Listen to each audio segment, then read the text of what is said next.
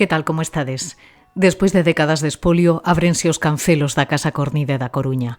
Este imponente palacete do século XVIII, do que se apropiou Carmen Polo nos anos 60, abriu as súas portas ao público pasado 4 de agosto no medio dunha grande expectación. Fixo tras anos de enfrontamento entre o Concello da Coruña e os herdeiros do ditador e despois de que estes foran sancionados pola Xunta ao incumprir o réxime de visitas establecido tratarse dun ben de interese cultural. Os primeiros en entrar foron a alcaldesa da Coruña, Inés Rei, e o portavoz do Bloque, Francisco Jorquera. Que la familia Franco cumpla con la ley me parece algo positivo. Llevan bastantes años de retraso. En todo caso, es una buena noticia. Nosotros vamos a seguir trabajando para que esa casa, además de abrirse al público como BIC, pues vuelva al patrimonio de los ciudadanos, que es de donde nunca debió de salir. De que este primeiro paso, ao feito de que a Casa Cornide fose declarada BIC, sexa visitável, culmine tamén que a restitución da Casa Cornide ao patrimonio público ou patrimonio de todo. Pero non entraron sós. Canda eles accederon a inmoble, o historiador do Instituto Cornide, Alfredo Vigo, e o investigador da Comisión para a Recuperación da Memoria Histórica da Coruña, Rubén Centeno. O facelo sentiron entre emoción e sorpresa o toparse unha casa completamente baleira. Así non lo contaron na ferida aberta no 36. Quizá lo primero que haya que decir es que el edificio en este momento está totalmente vacío de mobiliario, aunque a mí personalmente es una cosa que no me interesa demasiado porque los muebles que estuvieran allí, ninguno pertenecería seguro, casi por el 99%, sino al 100%, al edificio original. Non hai libros, non hai mobles, non hai pezas de arte prácticamente, salvo algunhas que están enclaustradas, non? Entón, bueno, un pouco esa sensación de que realmente tamén é o vacío dun expolio, non? Desde hai anos, o Concello da Coruña traballa para conseguir recuperar pro patrimonio público este edificio declarado BIC hai 2 anos. En 2020, o Goberno local encargou un informe histórico ao Instituto Cornide e outro informe xurídico á Cátedra de Memoria Histórica da Universidade da Coruña sobre o que se sustentará a demanda que o Concello ten previsto presentar contra os herdeiros do ditador. Os responsables son o catedrático de Historia Contemporánea Emilio Grandío e o profesor de Dereito Administrativo Carlos Aymerich. Con eles falaremos tamén neste programa. Hai que aproveitar a ola. A Casa Cornide, claro que debería revertir o público, non? Porque ademais é un BIC, e porque ademais ten un papel, no entorno da cidade da Coruña absolutamente sinalado. E logo, do ponto de vista xurídico hai tamén civil unha simulación absoluta, porque a venda que fai Barrié a Carmen Polo, que como facerlle o propio Franco, bueno, máis que unha venda é unha doazón, porque, claro, Barrié compra a casa por 342.000 euros nun sábado, ella vende 3 días despois por pesetas, non? Ella vende 3 días despois por 25.000 pesetas. Pero neste proceso aberto para recuperar a Casa Cornide, igual que aconteceu con Meirás, está sendo fundamental a mobilización social e o traballo que levan desenvolvendo desde hai anos as asociacións memorialistas e os partidos políticos como o BNG. Na retina temos aínda que la toma simbólica do balcón da Cornide no ano 2017 por parte dun grupo de activistas do Bloque. Que nos devolvan o roubado, que nos devolvan. E tamén as 5 marchas cívicas para exixir a devolución do inmoble organizadas polo colectivo Defensa do Común. O luns 4 de agosto, co gallo da apertura da Casa Cornide, representantes desta organización volveron concentrarse fronte á casa espoliada polo ditador. O feito de conseguir a apertura da Casa Cornide é un triunfo. Despois de moitísimas mobilizacións, fixemos 5 marchas e vamos a seguir. O sea, unha concentración, pero seguimos reivindicando a devolución da Casa Cornide, non que se abra, a devolución. O portavoz do Bloque no Congreso, Néstor Rego, desconfía da decisión dos Franco de cumprir co mandato e abrir a pechadura da Casa Cornide. Creo que máis ben unha medida paliativa ou de prevención, porque se eles e os Franco continuasen, digamos, desobedecendo, non, e incumprindo esa obriga de abrir a Casa de Cornide, aínda se poría de manifesto de forma máis clara pois a necesidade de actuar xa e de recuperar a Casa de Cornide. Entón, o que se trata, creo que é de ir arrastrando os pés, ir cumprindo, a ver se imos afando, non? Tras meirase as estatuas, recuperarán os coruñeses a Casa Cornide? Reflexionaremos sobre esta cuestión nos vindeiros minutos e botaremos a vista atrás para lembrar como foi parar este inmoble a mans dos Franco e cales foron os momentos máis destacados da loita que libran desde hai anos investigadores, institucións e a sociedade civil para recuperar pro patrimonio público este ben expoliado polo ditador. Hoxe, na ferida aberta no 36, descorreremos o cerroxo da Casa Cornide. Pero hai outros asuntos destacados que foron noticias estes días, son as novas da memoria. O Goberno aproba a lei que desclasificará os segredos do franquismo e a transición. O proxecto de lei de información clasificada establece un prazo de 45 anos, prorrogables a outros 15, para sacar a luz automáticamente toda a información de alto segredo, a menos que persista algunha razón de seguridade nacional ou defensa.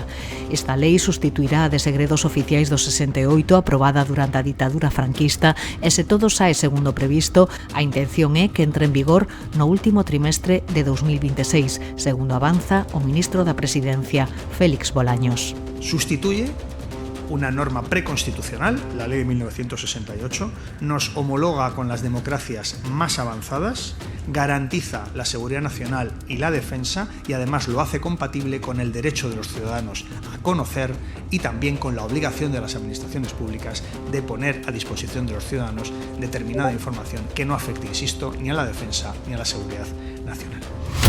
A Coruña rende homenaxe ao gobernador civil Francisco Pérez Carballo e a súa muller Juana Capdevielle cando se cumpren 89 anos dos seus asasinatos. Pérez Carballo foi detido o 29 de xullo do 36 tras atrincheirarse na sede do goberno civil e plantarlle cara aos sublevados. Dalí levárono o vello cárcere da Torre e 4 días despois fusilárono. A súa muller tamén aprenderon e asasinaron un mes máis tarde en Rábade a pesar de que estaba embarazada. No ato, o delegado do goberno Pedro Blanco descubriu unha placa cos seus nomes e incidiu na necesidade de coñecer a verdade, defender a democracia e loitar contra a violencia política e os totalitarismos. Queremos sumarnos con esta placa ao recordo dese gobernador civil elexido democráticamente e da súa dona, bibliotecaria e pensadora. Non hai venganza, non hai revanchismo, hai verdade, hai xustiza, hai recoñecemento, hai reparación e, sobre todo, hai unha procura da garantía de que non se repetirá forma algunha de violencia política ou forma algunha de totalitarismo como o vivido. En Ourense, homenaxe do PSDG e da UXT a quen foi líder obreiro e alcalde da cidade, Manuel Suárez Castro. Suárez Castro foi asesinado polos franquistas no chamado Campo de Aragón o 28 de xullo de 1937. Os fascistas detivérono tras botar algunhas semanas refuxiado na casa duns amigos e condenaron a morte xunto a outros políticos e funcionarios da provincia nun consello de guerra celebrado 8 meses despois do golpe militar. Organizacións políticas e sociais piden agora que se nomee como praza da Segunda República o Campo de Aragón, o lugar onde foron fusilados máis dun cento de demócratas. Fala o secretario de Memoria Democrática do PSDG, Iván Puentes. Con esta rosa, con este orgullo, temos que sair á calle todos os días para seguir defendendo este país e seguir defendendo tamén a este goberno. Un goberno que, decía Natalia, efectivamente, aprobou a Lei de Memoria Democrática. Significa recoñecer víctimas, significa anular sentencias, significa devolverlle dignidade a persoas que levan máis dun século oficialmente condenadas. Significa recoñecer, como espero que se sea recoñecida efectivamente, esta praza da Segunda República como lugar de memoria. En Vigo, acto de lembranzas vítimas da ditadura convocado pola Asociación Memoria, Verdade e Xustiza. Fixérono o pasado 20 de xullo, coincidindo co 89 aniversario do inicio da represión franquista na cidade. Ese día, un grupo de militares proclamaron na Porta do Sol o estado de guerra e protagonizaron unha auténtica batalla campal que se saldou coa morte dunha vintena de persoas. No ato, o portavoz da Asociación Serafín Otero tivo un recordo especial pros 3 veciños de Vigo asasinados no 75, Moncho Reboiras, Humberto Baena e José Luis Sánchez Bravo. Defendeu a retirada da cidade de toda a simboloxía franquista e pediu que a Porta do Sol sexa recoñecida como lugar de memoria. Esta Porta do Sol debe ser un lugar de memoria para lembrar o que sucedeu e, sobre todo, para impedir que nunca máis volva a pasar. É indecente que casi 9 décadas despois, e a pesar dos tímidos avances legislativos, non se teñan dado máis pasos en favor da recuperación e dignificación da memoria democrática na cidade de Vigo. A Xunta declara o Museo Carlos Maside de Sada como ben de interese cultural. A declaración inclúe o edificio e os bens que alberga no seu interior, unha colección de arte formada, segundo o presidente Alfonso Rueda, por 1.447 pezas. Declarar ben de interés cultural o Museo de Arte Contemporáneo Carlos Maside en Sada é a colección que alberga de máis de 1.400 obras. Pero os colectivos socioculturais e asociacións memorialistas non se dan por satisfeitos. Denuncian o cambio de nome do museo, que será rebautizado como Museo Sargadelos Carlos Maside. Reclaman que a protección se estenda a todo o complexo de cerámica do Castro e advirten que a colección está composta por 2.100 pezas e non polas 1.447 das que fala a Xunta. Carlos Babío é o presidente da Comisión pola Recuperación da Memoria Histórica da Coruña. Non aceptamos o cambio de nome do museo, vale? Non hai justificación a cambiar o nome originario que crearon para ele Luis Seame e Isaac Díaz Pardo, vale? Despois, a declaración BIC do edificio do museo non engade absolutamente nada de protección maior ao contorno do museo. E logo falamos no inventario da declaración BIN, hai 1.447 obras inventariadas. Cando temos outras fontes que falan de 2.100, queremos contrastar este dato. A Real Academia Galega difunde por primeira vez os documentos relacionados co ingreso de Alfonso Daniel Rodríguez Castelao na Real Academia o 25 de xullo do 34. Entre eles figura o mecanoscrito do discurso que pronunciou aquel día, as cruces de pedra na Galiza, e tamén a correspondencia na que Castelao expresa o seu desexo de que sexa Antón Vilar Ponte quen lle dé a resposta á súa alocución. Por certo, co gallo do ano Castelao, achegarémonos ata Vigo, a exposición Impresións de Castelao que afonda na relación do Rianxeiro coa cidade olívica. Esa relación política se desenvolve sobre todo a través da prensa, a importancia dos medios de comunicación e os xornais fixeron a Castelao un persoeiro importante non solamente en Vigo, sino en toda Galicia, porque era seguido, os seus dibuxos eran seguidos por multitudes de persoas que lían os xornais todos os días, que aí estaban a ver o discurso político e social que el vai a desenvolver en todos os dibuxos de cousas. A ferida aberta no 36, un podcast de Nuria López.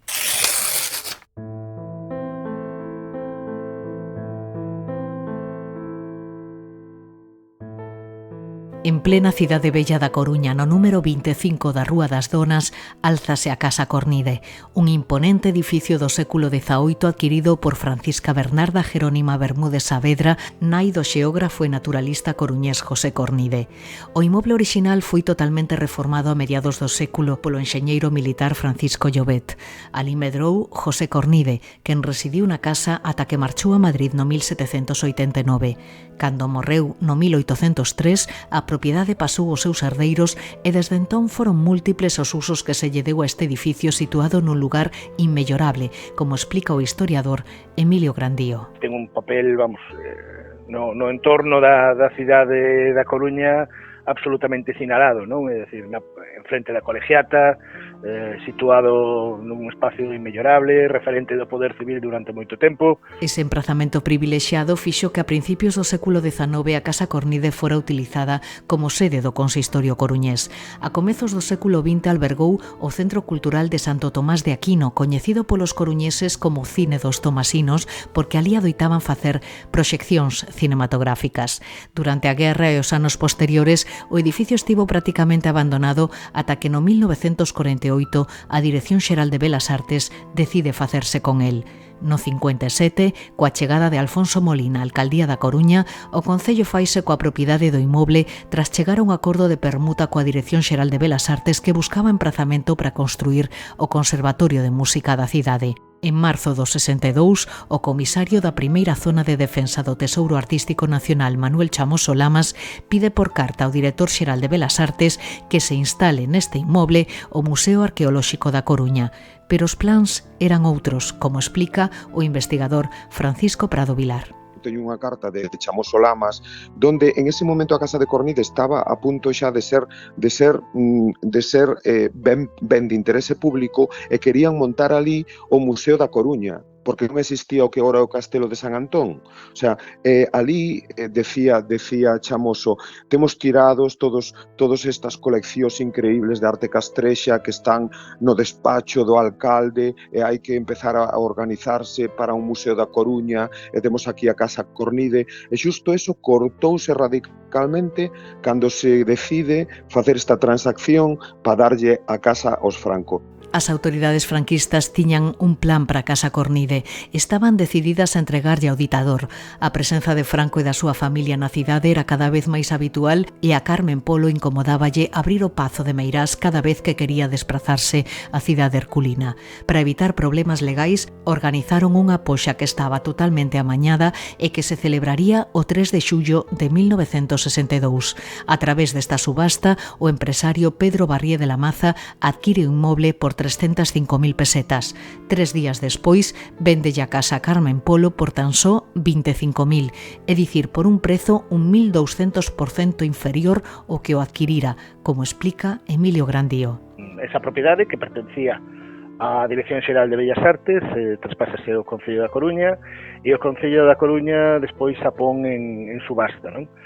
A altura do ano 62, non?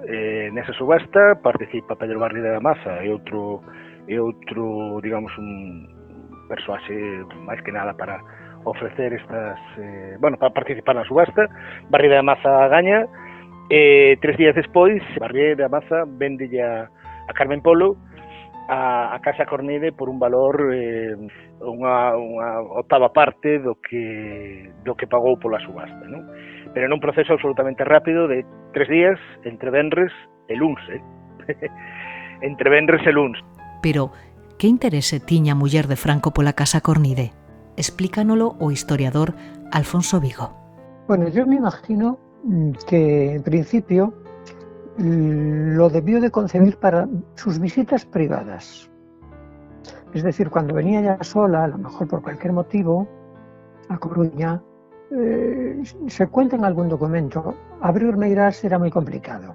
O optaba por un hotel donde podría estar allí, o si no, a lo mejor pues sería una casa. Y qué mejor casa que en un lugar nobiliario, antiguo, con cierta historia, ¿no? Como es la Ciudad Vieja. Dentro de la Ciudad Vieja, la Casa Cornide, que es un palacete precioso, un palacete con historia, con personaje ilustre de la ciudad, que además mira la colegiata, es decir, que tiene, diríamos, todas las bendiciones de la historia, ¿no? Que para una persona como Carmen Franco pues le debe parecer interesantísimo. A muller do ditador reformou a casa ao seu gusto e todos os arranxos correron a conta do Concello da Coruña. No informe histórico elaborado polo Instituto José Cornide consta un gasto d'1 millón de pesetas polas obras de reforma realizadas entre os anos 62 e 64 e unha segunda fase de arranxos internos custeados tamén polo Concello que superarían, segundo Grandío, o 1.300.000 pesetas. Como acontece tamén co Pazo de Meirás, boa parte dos arreglos da Casa Cornide para a súa habitabilidade a partir dos anos 60 e 70 foron abonados directamente polo propio Concello da Coruña, non? Quer decir, é toda unha é a diferencia entre unha xefatura, digamos, política, un presidente de goberno democrático e unha xefatura de política de unha ditadura, non dun ditador, non? Con todo, Carmen Polo non residiría na Casa Cornide ata despois da morte do seu home no ano 75. Sábese que no 78, despois do incendio de Meirás, aloxouse na Casa Cornide e era habitual vela acudindo a misa na colexiata da Coruña. Tras o pasamento de Carmen Polo no 1988, os seus herdeiros quedaron coa propiedade. No ano 2020 tentaron vendela e mesmo publicaron fotos do edificio nun portal inmobiliario. E comezou a estudar como recuperar esta propiedade para o patrimonio público. Encargou 2 informes, un ao Instituto Cornide, que foi clave para declarar o inmoble ben de interese cultural no 2023, e outro informe xurídico para explorar as vías legais para recuperar a propiedade e sobre o que se sustentará a demanda que o consistorio presente contra os Franco.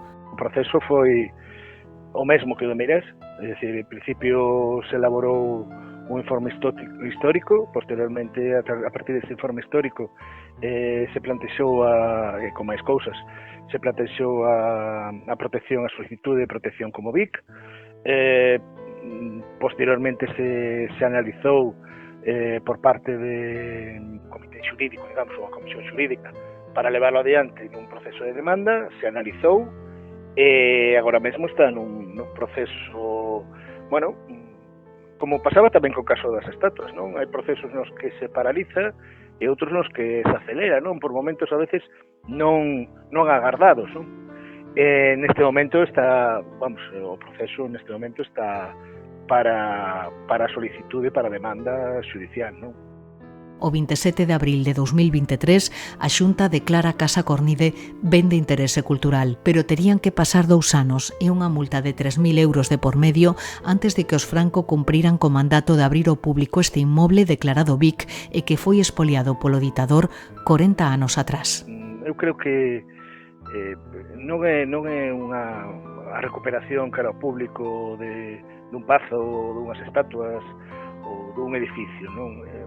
Senón esa loita en común, esa metodoloxía en común que é o método Meirás, é que nos obriga a todos, para construir algo en común, a remar cara un determinado lado, non? E ese lado, cara o que intentábamos remar, evidentemente a maioría dos que estábamos, todos os que estábamos ali, era digamos, esos valores democráticos, esa cultura democrática, e entender que formamos parte dunha sociedade común, dun colectivo, non? E que xuntos se poden facer moitas cousas.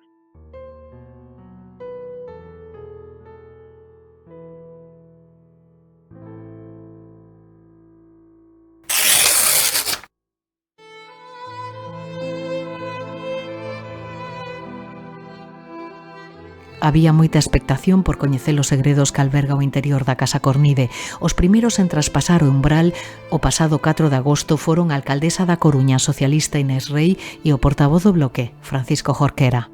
Canda eles entrou no edificio, cos planos de reforma na man, o catedrático emérito da Historia da Arte da Universidade de Santiago, Alfredo Vigo Trasancos, autor dun exhaustivo estudo sobre a Casa Cornide que foi clave para que o edificio fora declarado ben de interese cultural.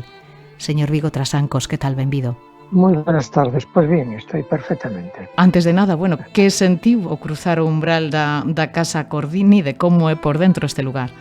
Bueno, pues para mí fue casi emocionante, porque después de tantas pesquisas para estudiar el edificio, nunca había logrado entrar en su interior y finalmente, diríamos, todos los misterios, diríamos, de la arquitectura de la casa, pues se han desvelado.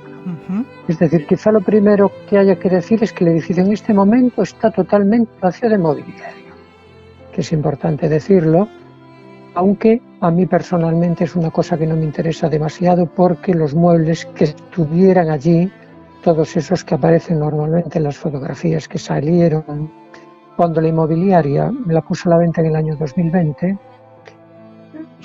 vengan de donde viniesen, ninguno pertenecería seguro, casi por el 99%, sino al 100%, al edificio original. Sí, porque vostede, teño entendido que conta con planos dos anos 50, tamén da reforma do ano 62. Claro, a pregunta era que elementos orixinais conserva, se é que conserva algúns, e cales foron incorporados polos Franco. De la arquitectura, vamos a ver, de la parte original queda, en esencia diríamos lo que es el zaguán de entrada, ¿no? Ajá. El zaguán de entrada que tiene un suelo de piedra muy potente, la puerta de fuera que también se percibe con muy buena calidad, también es original desde dentro. En ese vestíbulo quedan restos de la escalinata original también, parte de los pavimentos y de los muros, porque es una escalera de tipo imperial que se desarrolla con peldaños en direcciones contrarias, ¿no? Pero ya lo que es, diríamos, la balaustrada, los soportes de la balaustrada y, diríamos, los jarrones de piedra de la balaustrada de la escalera son réplicas modernas, pero exactas, de la escalera secundaria que tiene el edificio detrás, que fue traída del Hospital de Caridad y que es, por lo tanto, una escalera del siglo XVIII. Es decir, que hay ahí, diríamos, algunos elementos que son originales y otros nuevos incorporados, pero imitando lo antiguo. Lo antiguo. E en que estado se atopa a estrutura do edificio? Foi ben conservada polos Franco durante estes anos? Sí, lo que es la estructura, aparentemente, yo creo que sí, lo que es la estructura general. Luego, por dentro, todo lo que se ve, y sobre todo las habitaciones ya de tipo privado, ¿no? En los pisos superiores, en donde estaban pues, los cuartos de baño, los dormitorios, las salitas y todas esas cosas, lógicamente se ve todo como muy envejecido por el paso del tiempo, porque como casi todo está empapelado, con papeles pintados, pues se nota, diríamos, el desteñimiento del papel, más que nada por los efectos del sol al entrar por las ventanas, que van, diríamos, desvirtuando el color original, ¿no?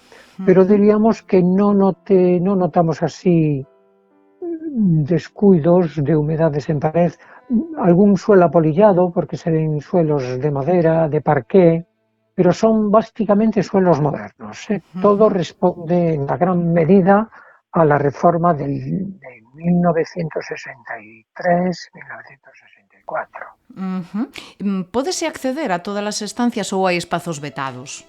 Vamos a ver, prácticamente nos han dejado ver todo, solamente hasta, diríamos, la terraza alta, que hay una terraza que tiene unas vistas estupendas, panorámicas sobre la ciudad vieja y sobre parte de la ciudad nueva de Coruña, ¿no? El único sitio en donde no hemos entrado es en una vivienda donde ahora viven los guardeses de la casa, los que se encargan del mantenimiento de la casa, que está en la zona de la derecha del portalón. Pero que bueno, no creo que tenga mayor importancia. Todo lo demás nos lo han dejado ver. La persona que está encargada, una persona muy amable, no nos puso ninguna dificultad, solamente el hecho de que no podíamos hacer fotos, ¿no? Pero tampouco vostedes puderon facer fotos, tampouco os expertos. No. Yo por lo menos no las he hecho.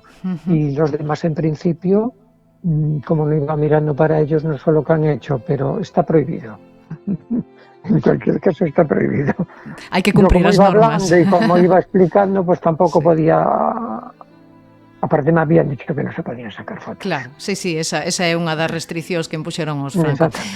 Desde o Instituto Cornide levan moito tempo traballando xunto con Concello da Coruña para conseguir que este edificio pase a mans públicas, como tamén sucedeu con Meirás. Que supón para a cidade da Coruña poder acceder a este edificio? Xa foi un paso moi importante que fora declarado BIC, pero que supón agora que poida abrir as portas de par en par ao público?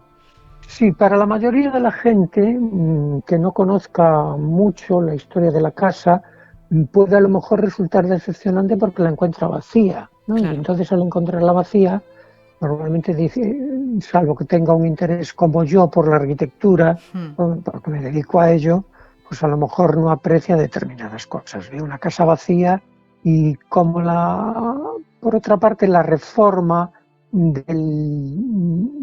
del año 63 se concibió como para crear diferentes apartamentos dentro del interior, para que viviera doña Carmen, para que viviera su hija Carmen Franco, para que vivieran a lo mejor sus nietos.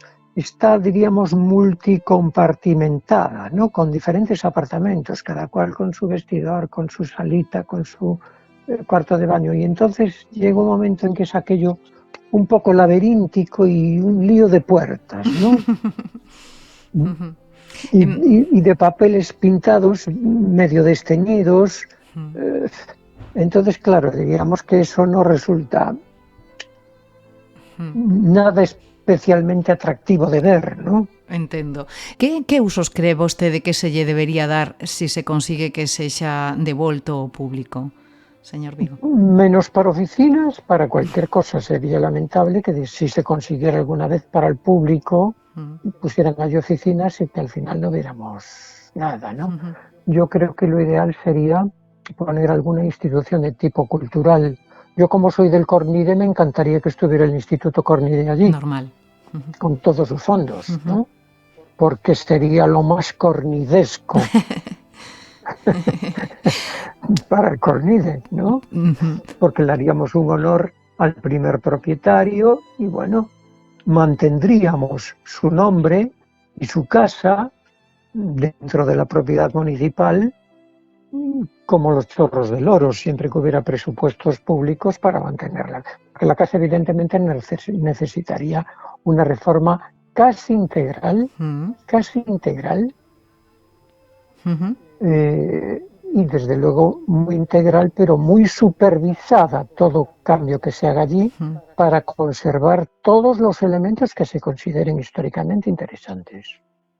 Porque bueno, también a mí me preocupan los arquitectos que llegan, vacían, y algunas veces es peor el remedio que la enfermedad. Es decir, siempre tienen que ser arquitectos que respeten la historia y, a ser posible, con asesores, conocedores, que marquen pautas.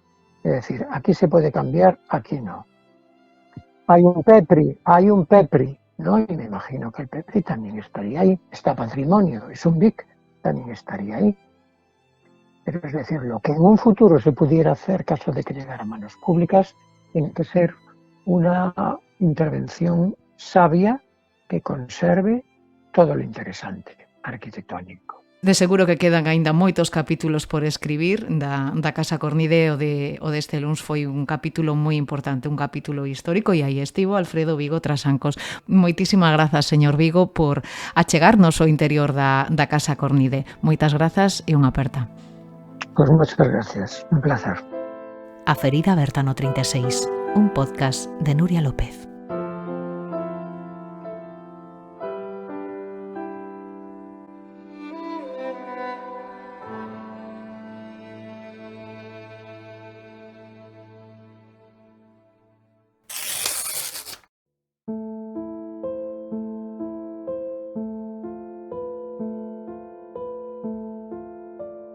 No nome das asociacións memorialistas entrou tamén no interior da Casa Cornide o día 4 de agosto Rubén Centeno, investigador da Comisión pola Recuperación da Memoria Histórica da Coruña. Que tal, Rubén?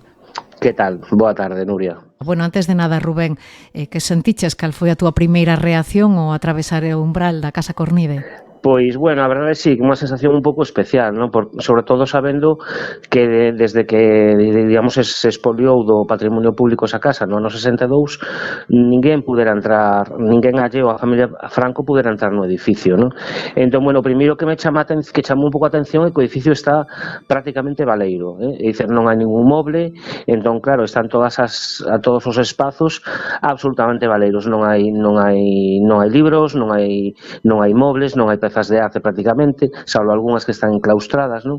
Entón, bueno, un pouco esa sensación de que realmente tamén é o vacío dun expolio, non? Porque sabíamos que no interior do edificio había mobles que algúns serán da familia Franco, pero sabemos tamén pola experiencia de Meirás e por algunhas pezas que quedaron que había seguramente obras de arte e pezas que forman parte tamén do expolio, e neste caso eu creo que a pasividade da Xunta de Galicia, non, en tardar tanto que se declarara BIC e que se abrira, non houve, digamos, non sei se foi complicidade ou foi, non, digamos, pensando ben, foi a inacción da Xunta de Galicia a que posibilitou que a familia Franco tivera tempo de guardar todo en camións e sacalo da casa, non? É como unha burla, non, de que se poda así acceder a Casa Cornide, pero digamos que xa non sabemos ni se puderon catalogar as posíveis pezas expoliadas que hai aí, non? Aínda que si hai varias,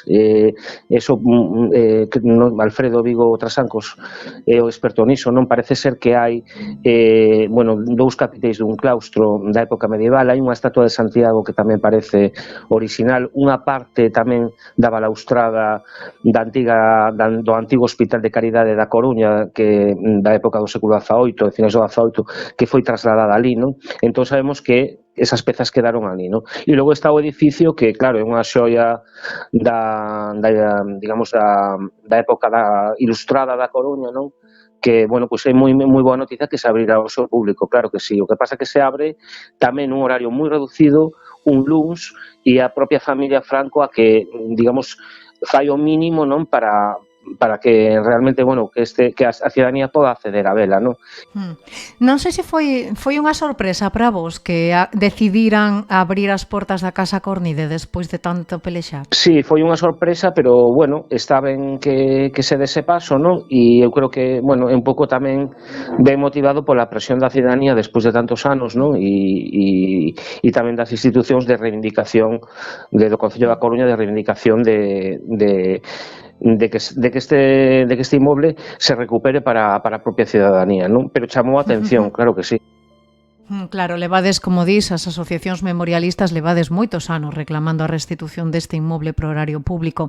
Xa sei que de momento, bueno, son os titulares son os francos, está traballando para conseguir que deixe de ser así, pero que supón esa declaración, Vique, que supón esta apertura de portas para o movemento memorialista coruñense galego? Pois supón un pequeno paso no cambio dunha mentalidade que estaba moi instalada, non? De que, bueno, pois que de cousas que antes se daban por como naturais, non? Ainda que, bueno, había moita xente evidentemente que o criticaban, non? Pero que parece ser que eran cousas como inamovíveis, pois como o feito de que unha familia como os Franco pudera expoliar en plena ditadura o que querían, non? Dice que se ve moi ben nas pezas que hai, algunha delas que quedan na Cornide, non? Dice que esta xente pois ia por aí e ao mellor pois lle gustaba unha estatua, ou lle gustaba un capitel, ou lle gustaba, e simplemente pois o collían ou lle cedían ou directamente o roubaban, non? Entón esa impunidade, non, que houbo ao longo de tantísimos anos e que permaneceu despois de que morrera o ditador, permaneceu esa impunidade na herdanza destas familias, que é unha herdanza ilexítima, non? Porque pois a propiedade neste caso da Casa Cornide non é unha propiedade lexítima da familia Franco, senón que foi un expolio. Desde o voso punto de vista, que uso se lle debería dar á Casa Cornide no caso de que volva a estar xestionada polo público? Bueno, haberá que ver, non? Haberá que ver. Desde logo que a casa é unha xoia do patrimonio arquitectónico da cidade, unha das casas máis importantes da parte bella, da parte antiga, non? Que foi unha obra bueno, feita pola familia Cornide, non? Para unha persoa ilustrada como xeógrafo e antropólogo José Cornide, non? Ten o valor tamén de recuperar esa memoria tamén arquitectónica da propia cidade, non? Do que foi a figura de José Cornide, non? Que uso se lle pode dar? Bueno, pois non o sei, habría que ver, non? Pero bueno, desde logo que poda, volver a cidadanía e que se poda, que a propia cidadanía poda ter acceso a ela libremente.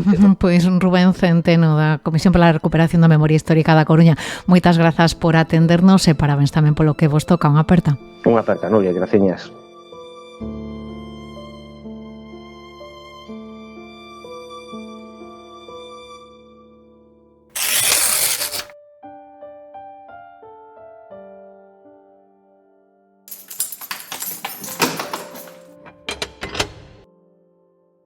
De agora en diante, a casa deberá abrir ao público alo menos 4 días ao mes, como corresponde a calquera ben declarado de interese cultural.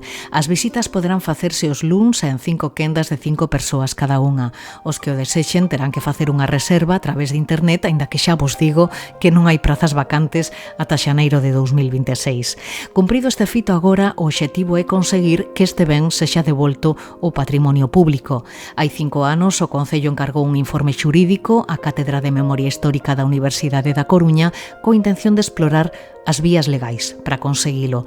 O director deste estudo é o profesor de Dereito Administrativo Carlos Aymerich. Que tal, Carlos? Moi boas, grazas por pasarte por aquí. Hola, saúdos, que tal? Cales son as claves sobre os que se sustenta este informe xurídico tan importante para conseguir recuperar Cornide? Bueno, a cuestión fundamental era, despois de tantos anos, encontrar as vías, tanto, dentro do dereito público, o dereito administrativo, como o dereito privado, o dereito civil, para que a casa puidese voltar a quen sempre debe ser o seu lexítimo propietario, que é o pobo da Coruña, a través do Concello, non? Entón, o que houbo foi, unha triple investigación, porque houbo un traballo histórico, non?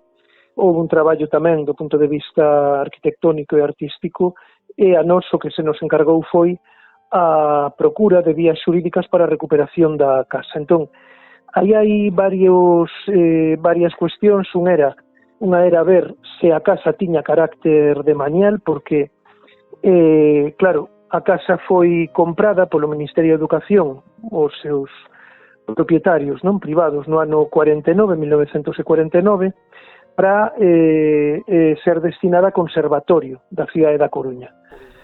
Pero, bueno, foi comprada. Cando un ben é comprado con esa finalidade, pasa a ser un ben de dominio público, que se di de manial, non?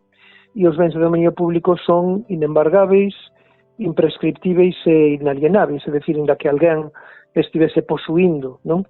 Ese ben durante o tempo que seña, ese ben pode retornar, porque non adquire a propiedade, pode retornar o dominio público. Ben, aquí no momento en que fixemos o informe no ano 2020, non tiñamos unha referencia coa que agora sí que se conta, que o Ministerio de Facenda, o Ministerio de Cultura actual, que é o herdeiro do que era o Ministerio de Educación Nacional, que era o titular da Casa Cornide cando foi adquirida para conservatorio, desafectouno e cedeullo o Ministerio de Facenda, e de feito foi o Ministerio de Facenda quen realizou todas as xestións co Concello, e despois o Concello con Barrié de la Maza, e indirectamente coa familia Franco, co propio dictador, para que a Casa Cornide pasase, digamos, a ser propiedade do dictador e da súa familia.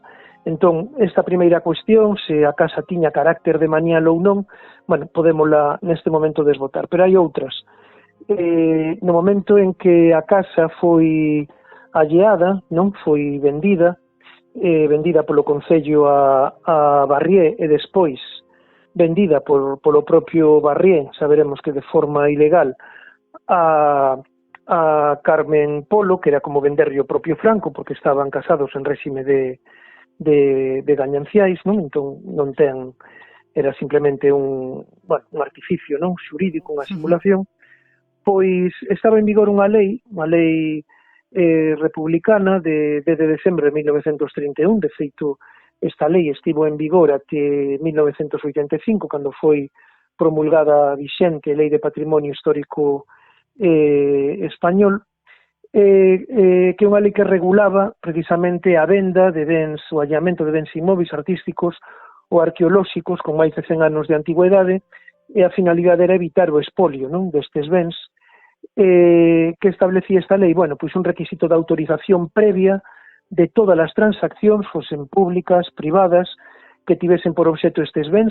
Pois obviamente a Casa Cornide é un ben inmóvel con máis de 100 anos de antigüedade. Obrigaba ademais os notarios a non interviren, por tanto a negar a súa intervención nas transaccións que se realizaran con relación a estes bens, en nas que as partes non exhibisen a autorización do Ministerio correspondente. Bueno, pois aquí non houbo precisamente esta autorización, non? Entón a venda xa sería tanto a adquisición por parte de Barrié como tamén a venda posterior, só por este motivo de infracción de incumprimento desta lei de decembro de 1931, xa serían nulas de pleno dereito. Engade, debendo procederse o comiso dos bens afectados. Por tanto, non? Aquí xa temos un primeiro elemento. Un segundo elemento é que Barrié adquire a casa a través dunha poxa, non? Dunha subasta pública. Entón, a normativa administrativa vixente naquel momento era o regulamento de bens das entidades locais, e esta normativa establecía que non se podería, non, realizar, digamos, ningunha previsión no prego reitor das subastas, estipulacións ad personam, feitas en atención ás características dunha persoa concreta con, pois o intuito, non, con o obxectivo de beneficiala. Di o artigo 21.3 deste regulamento. Bueno, pois exactamente iso é o que se fixo neste prego, porque en principio dicíase no prego que quen adquirise a casa non podería vendela nun prazo de 10 anos, por tanto, Barrié, que adquire a casa despois da subasta, non? Tiña esa prohibición de poder vendela a un terceiro nese prazo de 10 anos, aínda que prevíase expresamente esta condición podería ser levantada en atención a persoa en cuxo favor se queira facer a adxudicación. Entón, bueno, é evidente que xa estaba predeterminado, non? E isto, pois, incorre, pois xa digo, nesta infracción, pero hai outra, se cadra aínda maior, que é a existencia dunha prohibición para contratar, porque di o artigo 5.1 do Regulamento de Contratación das corporacións locais di que non poden contratar coas entidades locais, di o alcalde, presidente, concelleiros, deputados, vogais da Comisión de Servizos Técnicos e, en xeral, autoridades e membros da Administración local, estatal e organismos autónomos. Claro, aquí o que se quería era vender a casa, non?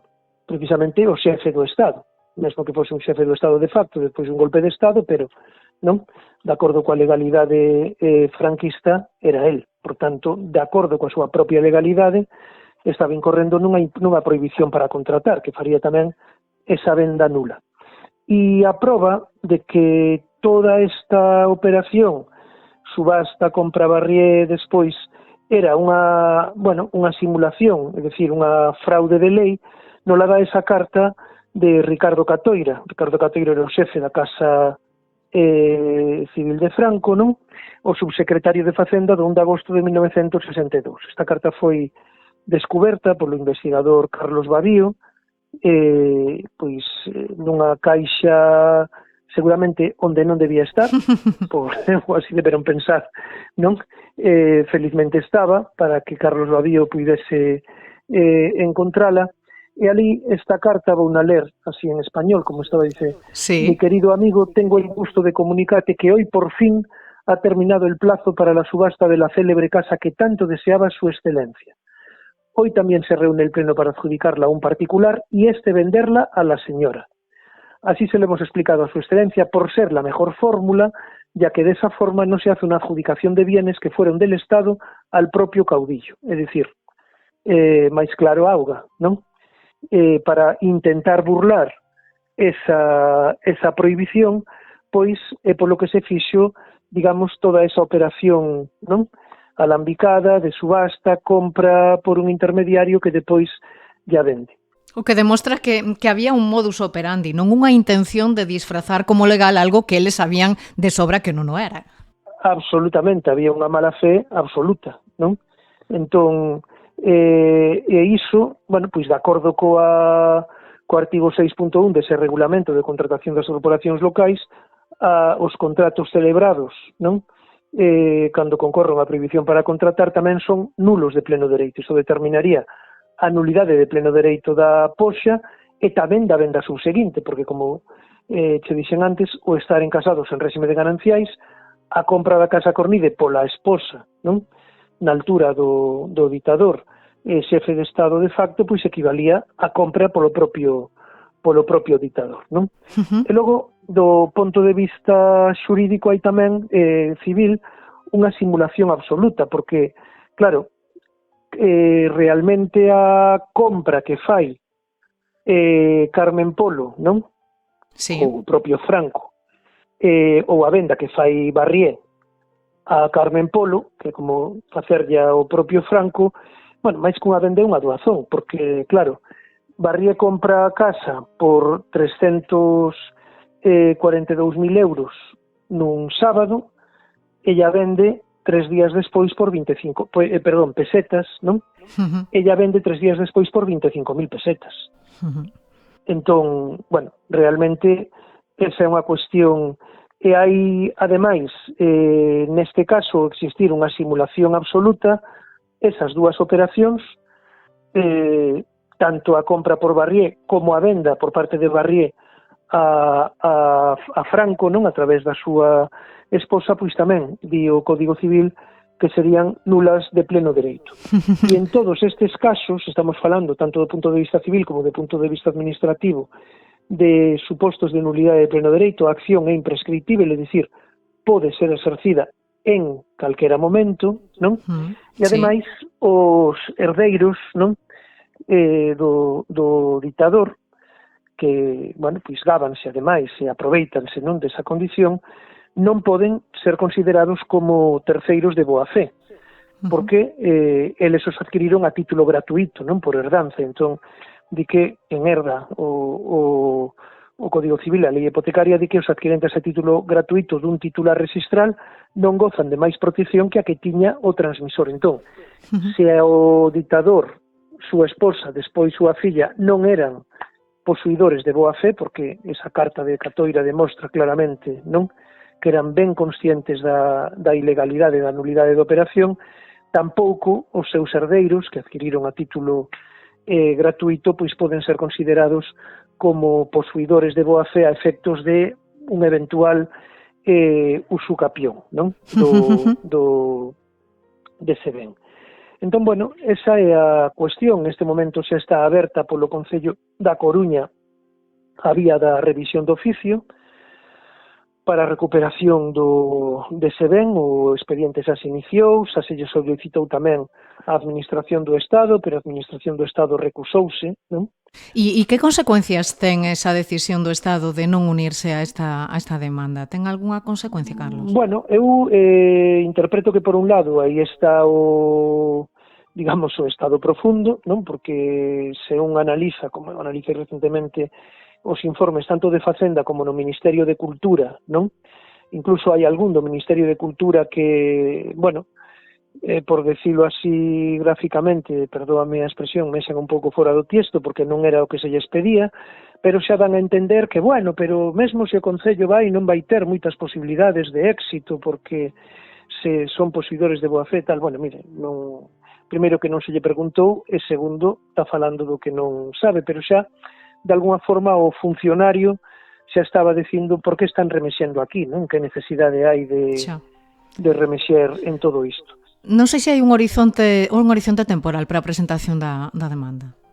Non hai un horizonte temporal porque, como digo, é unha acción imprescriptível. Pode ser exercida en calquera momento. Hai a quen lle parece que pasou demasiado tempo. Cales son os motivos para que se dilate tanto no tempo? Bueno, vamos ver, aí hai unha cuestión, estáse dilatando o que é o procedimento. Non? Desde que se iniciou, pasaron xa máis de 6 meses, que é o prazo de caducidade do procedimento, que non da acción, entón o Concello tería que iniciar un novo procedimento, non? E penso que niso no que están. Agora ben, o por que se exerce neste momento, aí hai un razoamento que penso que é plenamente aplicável na sentenza do xulgado da Coruña, non? De primeira instancia, logo confirmada parcialmente na audiencia, sobre o recoñecemento do carácter demanial da Casa Cornida, que vai nese mesmo sentido. Di, bueno, e por que a reclamación e todo este proceso se fai tanto tempo despois da adquisición da Casa Cornide polo dictador, non? Bueno, pois mire, faise no momento en que se pode facer. Que é cando a conciencia social, o movimento memorialista, pero tamén a propia xustiza e a propia administración están en condicións de facelo.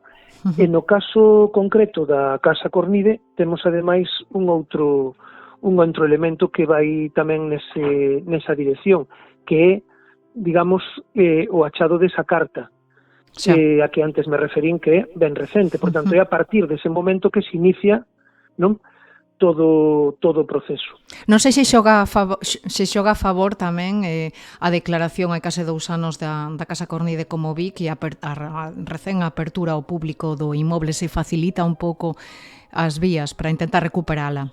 Bueno, son cuestións en parte paralelas, pero bueno, pode axudar. Non incide de forma directa, pero eu creo que indirectamente sí, porque axuda, digamos, a ir creando esa conciencia cidadá, esa conciencia pública acerca do valor da Casa Cornide e, por tanto, acerca tamén da gravidade do espolio, non?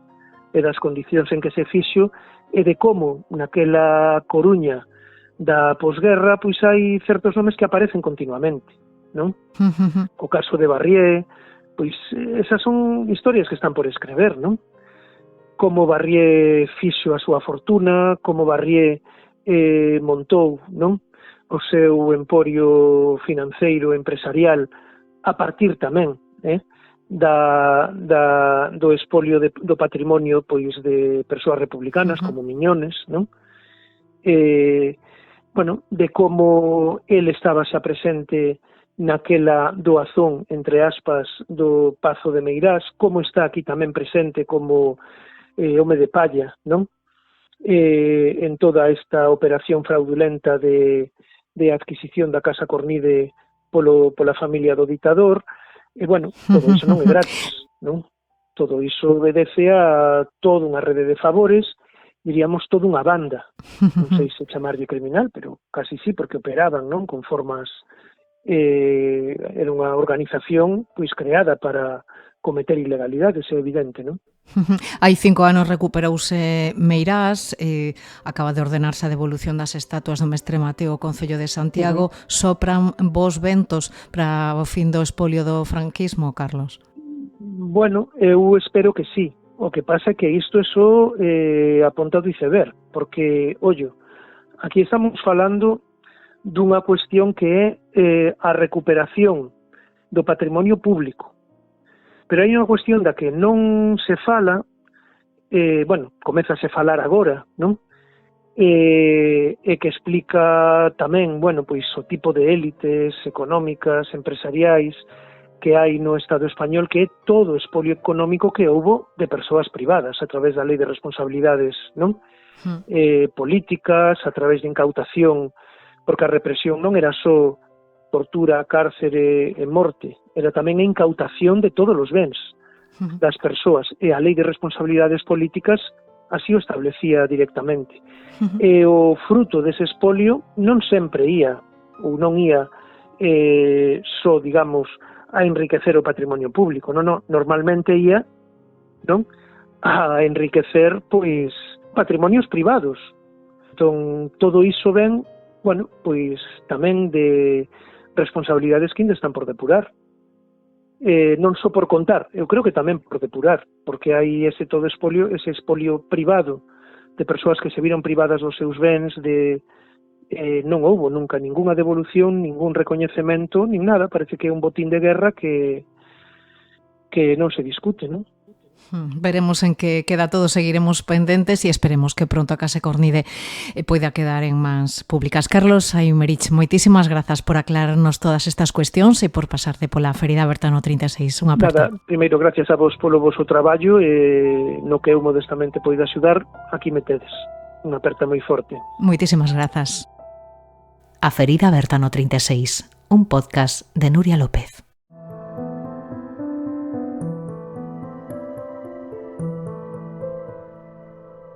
As asociacións memorialistas levan anos reclamando a devolución da Casa Cornide.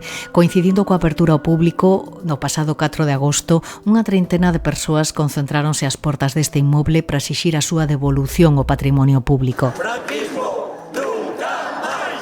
Franquismo, nunca máis! Franquismo, nunca máis! Foron convocados polo colectivo Defensa do Común, que leva anos promovendo accións para lograr que esta propiedade sexa de novo da cidade. O presidente deste colectivo, Manuel Monge, fala de espolio e exixe non só que se abra ao público, senón que sexa devolto á cidadanía. Esta é unha victoria, o feito de conseguir a apertura da Casa Cornide é un triunfo, despois de moitísimas mobilizacións. Fixemos desde Defensa Común e 46 entidades de toda a Coruña, fixemos 5 marchas e vamos a seguir. O sea, unha concentración, pero seguimos reivindicando a devolución da Casa Cornide, non que se abra, a devolución. Ao longo dos últimos anos foron numerosos os actos convocados na cidade para exixir a devolución da Casa Cornide, como a toma simbólica deste inmoble perpetrada o 26 de setembro de 2017 por un grupo de militantes do BNG. Encaramados no balcón, despregaron unha pancarta na que se podía ler que nos devolvan o roubado. Que nos devolvan o roubado! Os Franco denunciáronos por un presunto delito de coacción e 8 deles foron condenados a pagar unha multa de 180 euros cada un. Tras presentar recurso, a Audiencia Provincial da Coruña fallou o seu favor. Néstor Rego, portavoz do Bloque no Congreso. Os Franco fan trampa sempre. E, por tanto, tentan evitar o que o meu xuízo é inevitável, que tamén acabe sendo restituída a Casa de Cornide.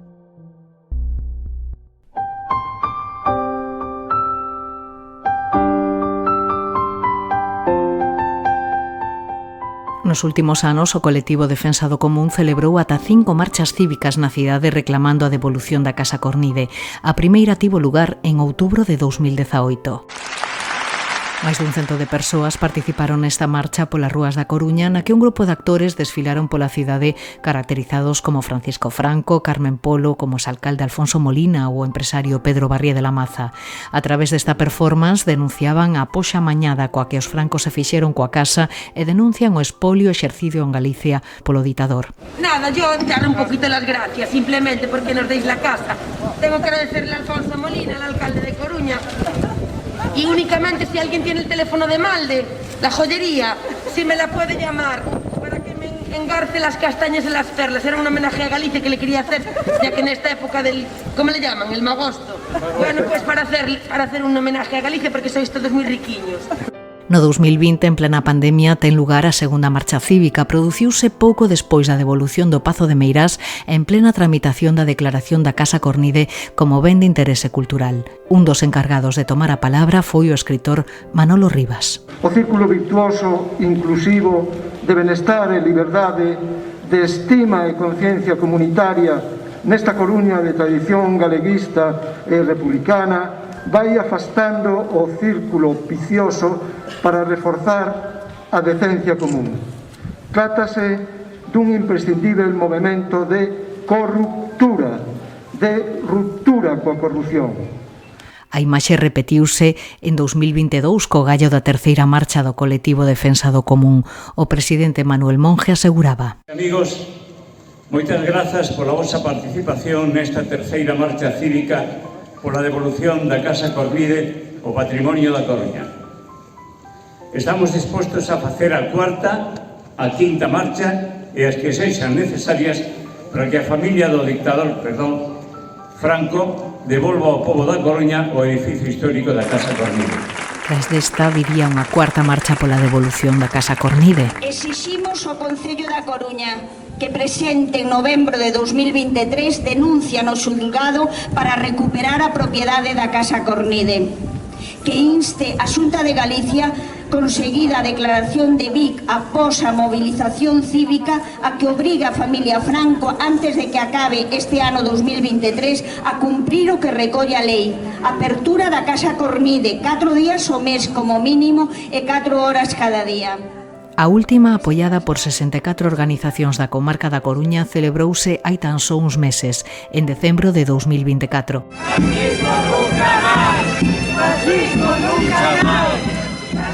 Os convocantes denunciaban o incumprimento do réxime de visitas da Casa Cornide por parte dos Franco e a permisividade da Xunta con esta familia que se negou durante meses a abrir o inmoble ao público como corresponde a calquera ben de interese cultural.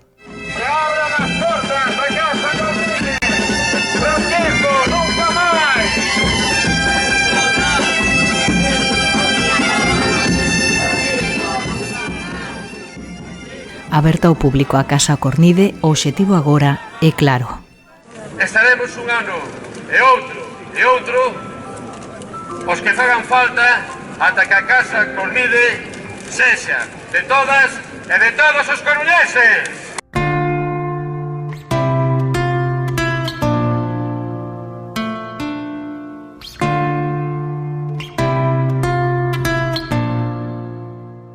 Colectivos memorialistas, historiadores e tamén representantes políticos confían en que trala devolución de Meirás e máis recentemente das estatuas do Mestre Mateo, Concello de Santiago, o obxectivo debe ser recuperar por patrimonio público a Casa Cornide da Coruña. Falan o historiador do Instituto Cornide Emilio Grandío, a exvicepresidenta da Deputación da Coruña nacionalista Goretti San Martín, o investigador Manuel Prado Vilar e Carlos Babío da Comisión pola Recuperación da Memoria Histórica da Coruña. Hai que aproveitar a ola. Hai que aproveitar as olas porque tanto por cuestións políticas, estrictamente políticas, como por cuestións estrictamente sociais, por cuestións económicas, por cuestións de cambio de ciclo, non? Que como estamos vendo hoxe en día, as circunstancias son propicias en determinados momentos, non? A Casa Cornide, claro que debería revertir o público, non? Porque ademais é un BIC, e porque ademais ten un papel, no entorno da cidade da Coruña absolutamente sinalado, non? É dicir, en frente da colegiata, situado nun espacio inmellorable, referente do poder civil durante moito tempo, e bueno, debería, non? Pero, bueno, é verdade que o método Meirás sirve para o das estatuas e sirve para o da Casa Cornide, pero cada un leva un proceso distinto. A verdade é que o espolio que fixeron a familia Franco nestes momentos ninguén o pon en dúbida. Eu creo que iso tamén é tan importante como a recuperación dos espazos e que hoxe xa ninguén se atreva a dicir que isto foi como dunha maneira voluntaria, a maneira de doazón, porque a xente quería a Franco, entón que iso se acabase desvendando vai servir desde logo como elemento moi importante de presión popular e de vontade. Espero que se traduza tamén desde o punto de vista xudicial na necesidade de dar resposta recuperando todo aquilo que foi no seu momento roubado. Aí tamén hai elementos, efectivamente, para reclamala e para ver como se movía o franquismo para preparar xa o posfranquismo, porque ten moito que ver o que fixeron nos 60 e pico con este blanqueamiento, apropiación e creación paralegal de documentos que para asegurarse de que a familia tiña dereitos legais para propiedades que tiñan sido solo regalos. Vamos gañando espacios, con moita loita, moito compromiso, con moita resistencia, pero para nada están todos os espacios ganados, ni moito menos. A Casa Cornide sigue dando a batalla porque o Concello da Coruña, legítimo propietario da Casa Cornide, non recupere ese ben para o patrimonio público. Para nada están as batallas gañadas. Si é certo que con moito compromiso, moita dedicación e moita traballo das asociacións de memoria e de xente comprometida vanse dando pasos, pero hai que seguir loitando, evidentemente.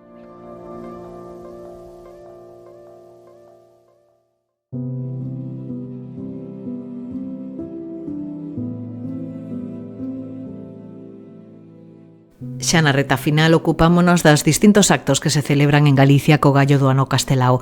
Nesta ocasión convidávosvos a pasar pola exposición Impresións de Castelao en Vigo, que podedes visitar na Pinacoteca Francisco Fernández del Riego, unha mostra con máis de 150 pezas comisariada por Miguel Anxo Seixas e José Luis Mateo. Que tal, José Luis? Moi boas. Hola, boas. Bueno, por que debemos ir á Pinacoteca? Que elementos pode ver o público que se chega ata aí? Bueno, esta exposición Impresións de Castelao en Vigo evidentemente unha actividade máis dentro desos 75 aniversario do pasamento de Castelao, e nós dende Vigo sabemos que moita da obra de Castelao está casi toda no Museo de Pontevedra. Nós quisemos facer unha pequena homenaxe á relación importante que tivo Castelao en torno á nosa cidade. Esa relación ímola establecendo a partir da súa relación co proceso editorial, é dicir, Vigo como aínda hoxe como capital da edición en galego, Vigo como lugar onde se editaron moitos dos dibuxos que conforman a obra gráfica e humorística de Castelao. Sí, porque de feito Vigo foi xunto con Compostela unha das primeiras cidades, non? Nas que viu nacer a Castelao como caricaturista, primeiro en Vida Gallega, despois no Diario Galicia e máis tarde en El Pueblo Gallego no Faro de Vigo, non? Exactamente. Vida Gallega, que se edita en Vigo, é o primeiro punto, digamos, emblemático na produción humorística ou dibuxística de Castelao. Ele colabora en 1909 nos primeiros 11 números da revista, que está presente precisamente na exposición. Entonces, o que nós quisemos refletir precisamente esa relación coa cidade a través dos medios de comunicación como eran os jornais e as revistas. Nos anos 1909 ata os anos 30 e tantos, onde se desenvolve outros periódicos como Galicia, El Pueblo Gallego e no Faro de Vigo, que basicamente a que dá sentido a esta exposición, porque aquí o que estamos a presentar en gran parte a colección de dibuxos de cousas de propiedade do Museo Municipal de Vigo, do Quiñones de León, que foron adquiridos entre 1977 e 1974.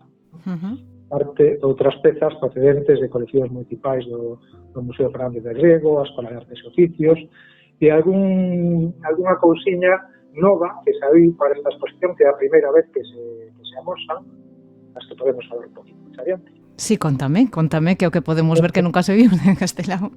Bueno, hai unha peza moi curiosa que apareceu dentro do legado de Fernández del Riego, non estaba aínda inventariada despois da súa morte, apareceu un cristaliño onde aparece unha, digamos, o primeiro escrito a man, autógrafo, feito riscado sobre un cristal dun Castelao adolescente, posiblemente feito nun cristal dun café.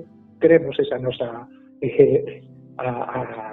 as nosas pesquisas van por aí, en 1902, é dicir, un adolescente que ainda está estudiando na secundaria en Santiago e que deixa ali escrito un pequeno texto. Esa é unha peza nova e despois tamén aparece outra peza nova que non se presentou nunca tampouco, é un debuxo, unha caricatura que lle fai a un vigués, que é Hipólito Reguenga, un persoeiro interesante na cidade, que foi compañeiro de Castelao na época de estudiante en Santiago, como na época universitaria, na Tuna, nos cuadros dramáticos, e que mesmo fixeron cousas juntos como contistas, naquel proxecto benéfico que foi a Parzuela a Virxe da Rocha para recabar precisamente cartos para levantar o monumento que os conservamos en Mallorca. Que curioso. A relación de Castelao con Vigo foi moi estreita, estábamos falando da súa produción artística, pero tamén a nivel persoal e a nivel político, non? Teño entendido que mesmo en Vigo era onde se trataba dos seus problemas de vista e aí acudía a facer as súas revisións nese momento tan duro, non? Que foi cando se produciu o seu desprendemento de retina, non?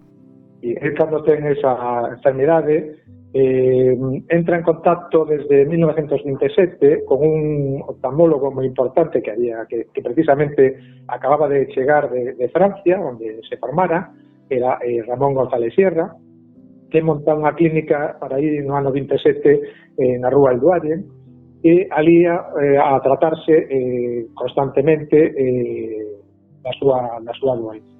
Normalmente parece ser que se insertaba unha disolución de prata nos ollos para facer un pouco, para mellorar esa enfermidade.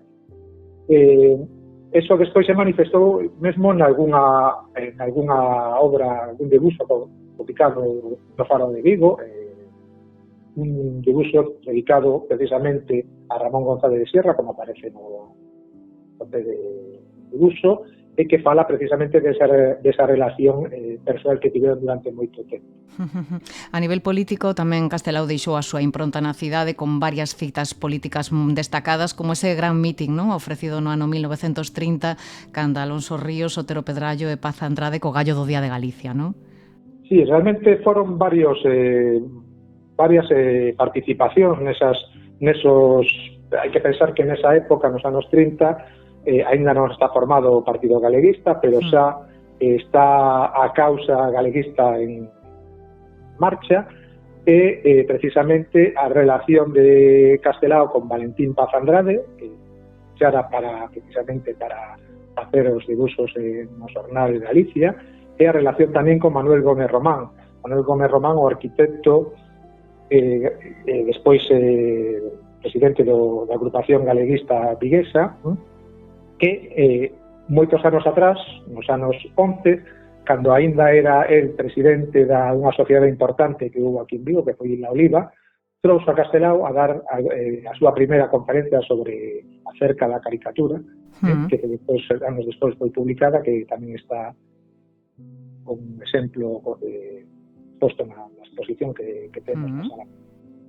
E que falan desa bella amistade que nos anos 30 pois se consolida nesa participación política, non? Nos Santares da Barça, nos dos Santares da Barça que se organizaron nos anos 30 a 31, onde se consuran moitos dos galeguistas do momento, e que falan desa conformación do que despois sería o Partido Galeguista en 1930.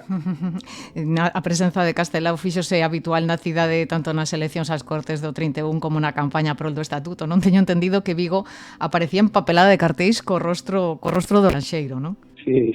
Hai que pensar que unha das cousas que queríamos alentar na exposición, que aproveito para decir tamén que todo o concepto do deseño da exposición é importante porque eses dibuxos de cousas que están pendurados polas paredes digamos que se organizan como en torno a un proceso creativo deseñado polos diseñadores da exposición, que foi o grupo de Soños de Vigo, encabezado por Carlos Álvarez, que convertiu a sala de exposicións nunhas rotativas de xornais, non? O cual eso enlaza un pouco co discurso que ten a exposición, non? Todo isto para decir que esa relación política ten que se desenvolve sobre todo a través da prensa. A importancia dos medios de comunicación e os xornais fixeron a Castelao un persoeiro importante non solamente en Vigo, sino en toda Galicia, porque era seguido, os seus dibuxos eran seguidos por multitudes de persoas que lían os xornais todos os días, tanto o Pueblo Gallego como o Faro de Vigo, e que aí estaban a ver o discurso político e social que el vai a desenvolver en todos os dibuxos de cousas. Bueno, que hai que pensar que neses 7 anos nos que Castelao estivo colaborando no Faro publicou preto de 350 cousas da vida, non? En algunhas incluso que foran censuradas na época da ditadura de Primo de Rivera no Diario Galicia, que aproveitou para amosar no Faro, non? Claro, eso precisamente, esa popularidade, esa zona que ten, tamén a expresamos na exposición a través de como os seus dibuxos foron aproveitados polo Faro para promocionarse, por exemplo, para facer un almanaque que regalaba aos seus suscriptores, onde aparecían moitos dos dibuxos de cousas. Eso fala da grande zona que tiene na cidade, non? Todo o mundo coñecía a maneira de expresar a súa visión política e social e de crítica que reflicten eses dibuxos de cousas, non? Na exposición aí non chegamos a eses 30 e pico dibuxos que se gardan, non expusemos a obra completa que conserva o Museo Municipal de Castrelos, pero expresamos unha grande parte desos 300 e picos dibuxos dos que... Que o que máis lle chama a atención o visitante que se achega a ver esta exposición, José Luis? Bueno, unha cousa importante, unha cousa da que estou contento é que moita xente se asombra é o propio deseño da exposición, non? Esa idea de organizado como se fose unha rotativa, como se entrásemos nunha rotativa dun xornal dos anos 20-30, non? Os paneis están feitos como se fosen os rolos de papel desa rotativa, non? Como se estivesen saindo os xornais. Ese é un aspecto importante. Despois temos, a parte dos dibuxos que están pendurados, tamén moitos dos fitos, digamos, que a xente non relacionaba Castelao coa cidade, non? Hai cousas, hai pequenos guiños que falan desa relación. Pois, por exemplo,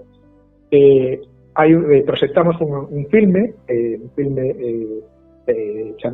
titulado A tragedia de Sirovio, foi rodado en Vigo no ano 1930 e foi presentado na cidade en 1931.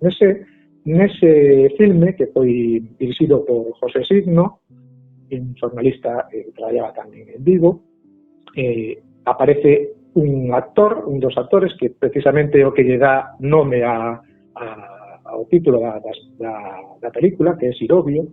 Era un home moi coñecido na cidade, que tamén era un cuentista, un deses homes que facía contos nos teatros e nos locais de ocio da cidade nesa época. A película está baseada en dúas cousas de Castelao. Nunha delas aparece unha serie un par de persoeiros que hai pouco tempo foron recuperados para a cidade. Son a figura dos merdeiros, esos esos personaxes do entroido vigués que foron recuperados por unha asociación, a Asociación A Merdeira de aquí de Vigo, hai non moitos anos, e que cando fixeron a reconstrucción desas máscaras que levaban estos merdeiros, pois eles non coñecían esta película, non viran esta película, pois rodada en 1930, co cual estamos a ver unhas máscaras orixinais de como serían a principios de século. Agora, esas máscaras que foron reconstruídas dunha maneira inventada, podemos decir, pois agora temos a posibilidade de reconvertilas ou volveras a redeseñar dunha maneira máis certa, non? Porque temos unha imaxe real. Dá a sensación que a medida que pasa o tempo, por moito que se estuda Castelao, sempre se acaban descubrindo cousas novas, non? Sí, e tamén nos quixemos trascender porque a exposición non está só centrada no período de vida de Castelao, sino que tratamos de reivindicar a Vigo como unha maneira de como trascendeu a cidade no feito de recuperar a obra de Castelao.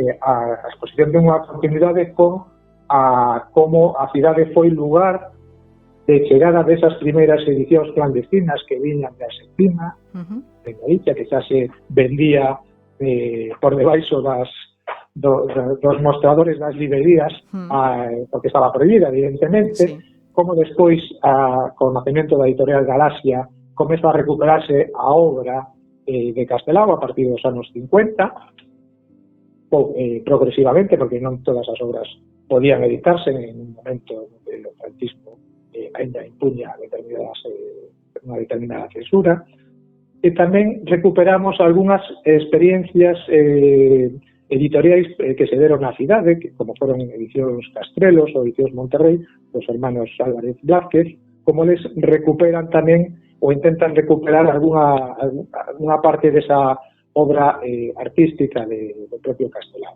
Como entraban eses traballos de Castelao de xito clandestino durante os peores anos da ditadura? José Luis, cales eran esas canles de distribución? Evidentemente o Porto. O Porto de Vigo xoga un papel importante na vida de Castelao.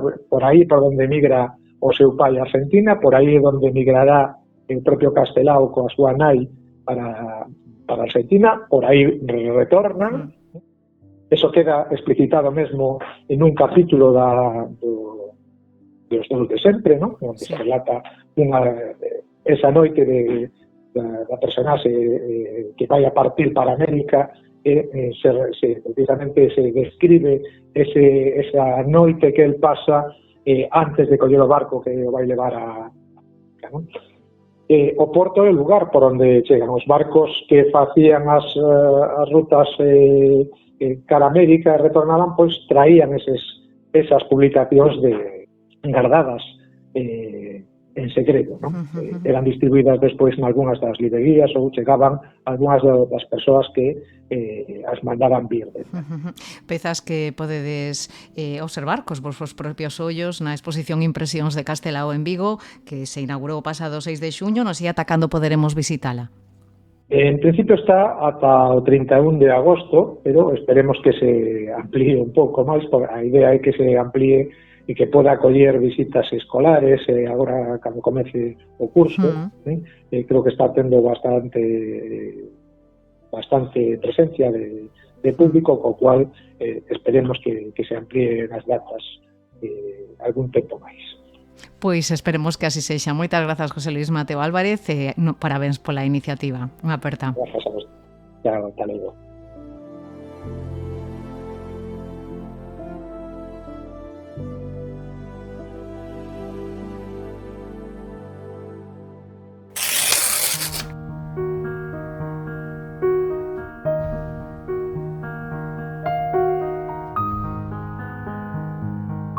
Pois ata aquí chegamos. Grazas a todos e todas por acompañarnos e, por suposto, a todos os que vos prestachedes a participar neste capítulo monográfico dedicado a Casa Cornide na Coruña.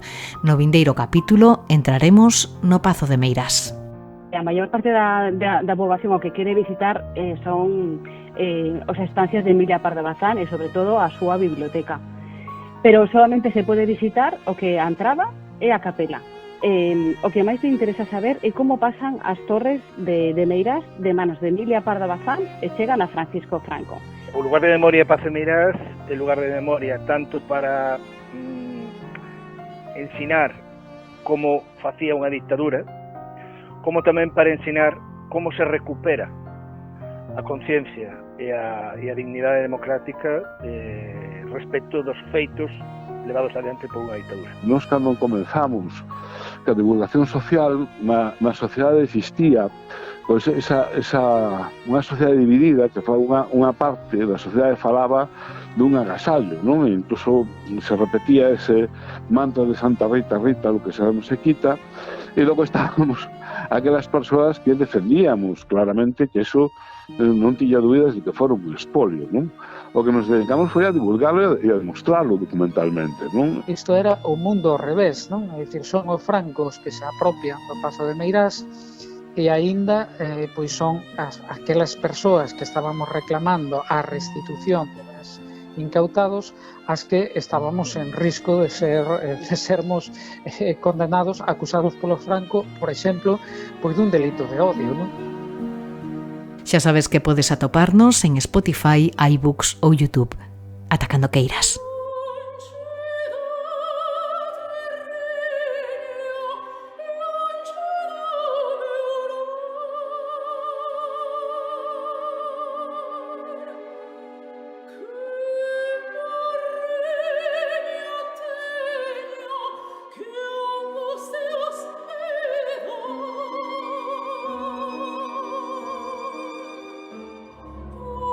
A ferida aberta no 36, un podcast de Nuria López.